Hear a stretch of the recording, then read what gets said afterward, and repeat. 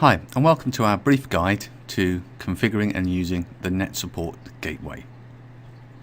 Probably appropriate to start by confirming the purpose of the 넷서포트 gateway, and it's used for a number of products supplied by 넷서포트, first and foremost for 넷서포트 Manager remote control, and the gateway acts as an intermediary where we want to have access from the control software. That's the software used on any PC or mobile tablet that we wish to perform remote control from, through to any computer that has the 넷서포트 client installed, and that's installed on each PC that we wish to be able to perform remote control on. Now, in a normal network environment, the control can browse the local network via TCP/IP, discover clients and connect to them. There's a different scenario, of course, when the control user is on the road on their laptop, or we want to manage computers at different sites where the only communications between them is the internet. So the gateway acts as a secure intermediary, allowing traffic as HTTP to pass securely through the gateway to allow us to identify and connect to 넷서포트 Manager remote clients. At the current time, you'll see the gateway console is empty. There are no connected clients to it. So having installed the software for the first time, what we need to do is step our way through the configuration options.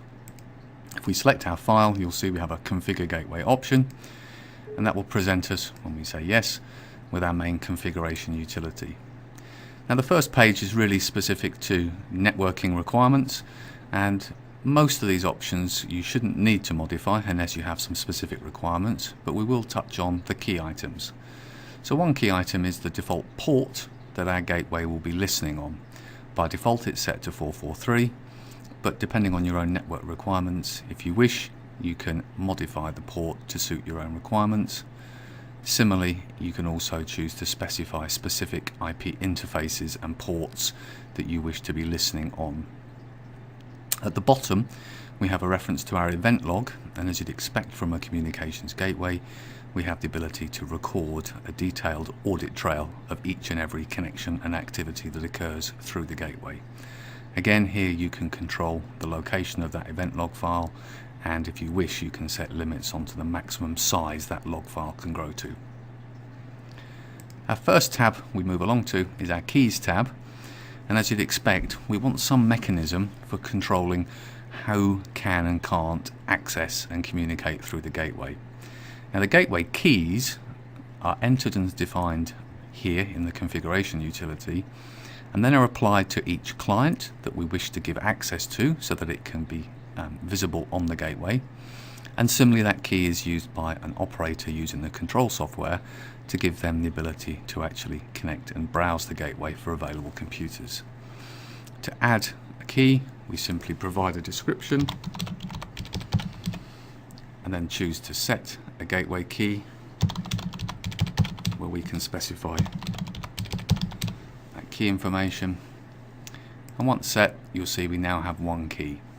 It's important to note we can have multiple gateway keys here, and these can be then used to segment which clients are visible to which operators.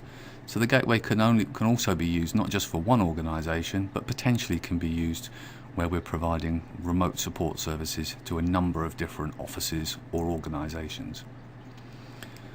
Similarly, we have an Operators tab, and the Operators tab allows us to add an extra layer of granularity and control to the gateway usage.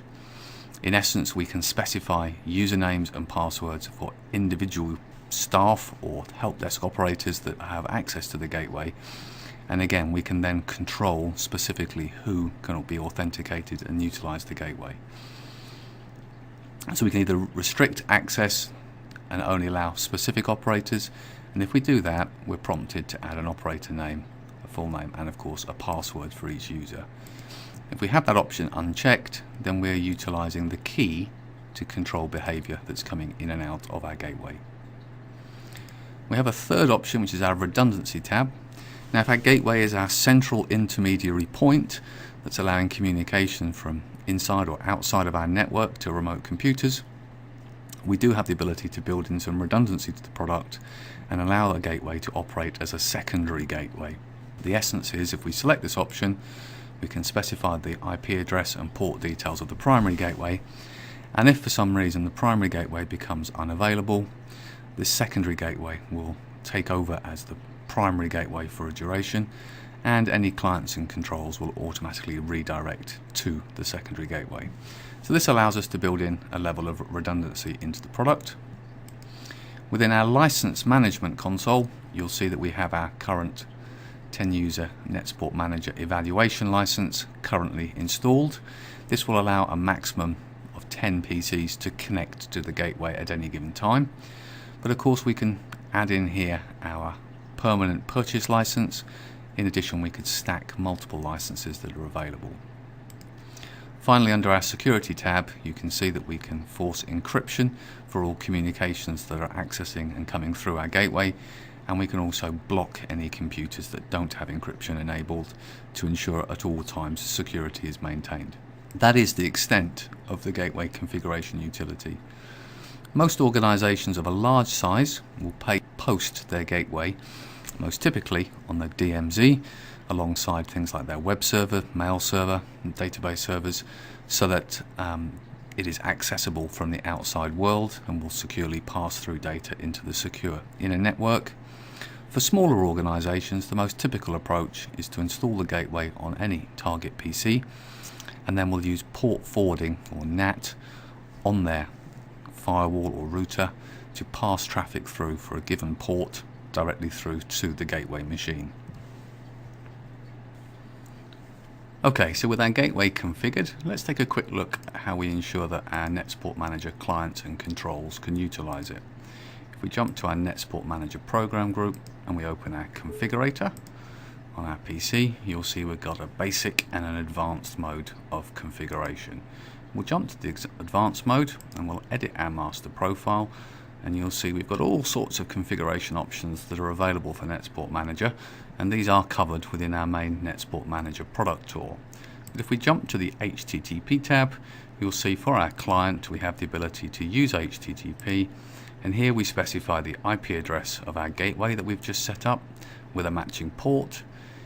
For our redundancy option, we can specify our secondary gateway address and again its port. And finally, we can add our gateway key to authenticate us and ensure that we're able to actually connect to the gateway. Once we apply those settings and we click OK, we'll restart our client and it will then be communicating through our gateway.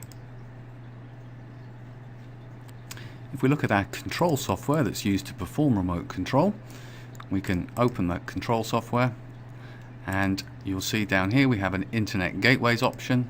If we select that option, we can double click and add a gateway, give it a description, NetSupport as a name and description, click next, and again we can enter the IP address and port of our gateway. Let's put a pretend one in just so we can skip through the options, and again the address of our secondary gateway. We can choose if we're using a proxy server, and then finally we can set and add our gateway key. Once we've done that, and we'll create a key in here just so that it knows that we're completing the process, like so, and we say next, we can again now specify a username and password. You remember we had the option in our gateway configuration for not just the gateway key but also individual user authentication.